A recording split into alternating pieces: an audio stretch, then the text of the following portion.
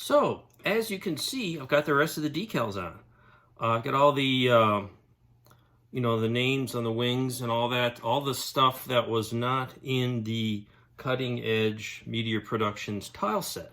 So that means, the umbilical panels, the United States on the side, the wing markings, the Challenger and all these other markings, the window frames, nozzles, all that stuff. Now, I must say, these are mostly from a set of Real Space decals, which had all that. I also put some of the gray tile over the solid black around the hatch. One thing I noticed, even with the Real Space, there's this markings, they're not 100% accurate. Like the United States is too long. It doesn't go that far. The USA and the flag, neither one is the right size. And I looked through I had from kits and some other ones, and the sizes are off. The USA is too big and the flag is too small. The gray on the NASA worm is too dark. But again, this is going to be a model not to win a contest, but to use up stuff I've got. I got the window frames on, not 100% happy. They're a little too big, even though I broke them into pieces.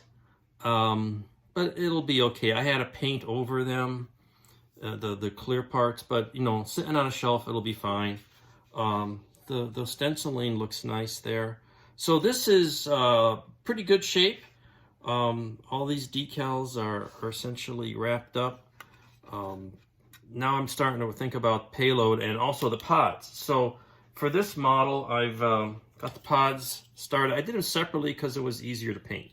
But now I got to break down and paint them. So a little putty work on these. These will get primed later today.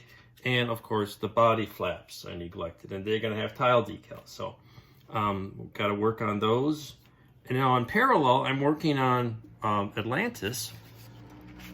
And at the same time, I'm starting to work on the payload. So here's Atlantis.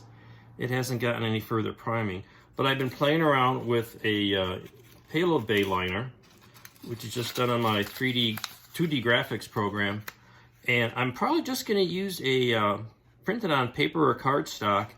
And I've been looking at photos and what simple drawings I have of the Solar Max repair. And going to cut this out and just pop that in there. And I started making a flight support system just out of thin foam board, and that's going to sit back where this blue stuff is. And the model's a little undersized, but that's how that's going to work out. So that's starting to come, and this is just going to be covered with foil. It had blankets on it, so the underlying structure can be almost anything. So a laminate of foam board to the various configuration per some drawings I had. And it's interesting, there's some different versions of this, but this is kind of what flew.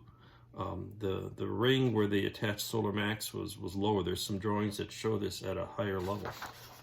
So anyway, so that's what's that going to be. And I've also been playing with the bulkhead liners, and I've actually made some tests where I take print it on the paper and just kind of glue it to the piece of plastic, and I wanted to see how it comes out. I'm using Future to bond that on, and that's not too bad, and these are just locators, and I'll put some three-dimensional stuff in here, but I'm just going to probably bond this to the plastic and call that close enough, and then add some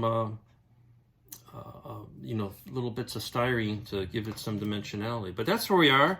Again, this can just be covered with foil of different colors, and then add little bits and pieces of things for the deployment mechanisms, and little bits and pieces to detail the payload bay, and then that'll go, of course, in Challenger. But I'll do the same thing for Atlantis when we get to that. So that's status. It's coming. I think that the payload part is the interesting thing I really wanted to get to, although using these tile decals has been very educational, because like I say, none of them are quite right. So that means I'm going to have to update my book. So that's status now. Stay tuned for another one in a few days. Thanks for watching, and have fun modeling.